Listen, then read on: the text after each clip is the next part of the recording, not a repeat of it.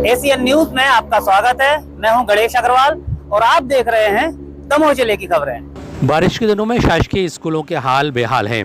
संकुल कुम्हारी से जुड़ी शालाएं डोड़ा, गाता, चीलघाट, बरसात के समय इनकी शालाएं टपकती हैं। ऐसे में छात्रों को परेशानियां होती हैं। यहां पर पढ़ाने वाले शिक्षकों और अधिकारियों का कहना है कि वरिष्ठ अधिकारियों को मामले में सूचना दी गई है, लेकिन अभी तक कोई कार्रवाई नहीं की गई। ठेकेदारों की मनमानी के चलते बनाई गई बिल्डिंग महज कुछ ही वर्षों में टपकने लगती हैं। इनसे पानी का रिसाव होने लगता है, जिससे परेशानियां उत्पन्न हो रही हैं। तो वहीं यहां पढ़ने के लिए आने वाले छात्र छात्राओं को काफ़ी जद्दोजहद के साथ यहां पर पढ़ना पड़ता है। मध्याह्न भोजन भी टपकते पानी में करना पड़ता है। ऐसे में बच्चों के हाल बेहाल हैं।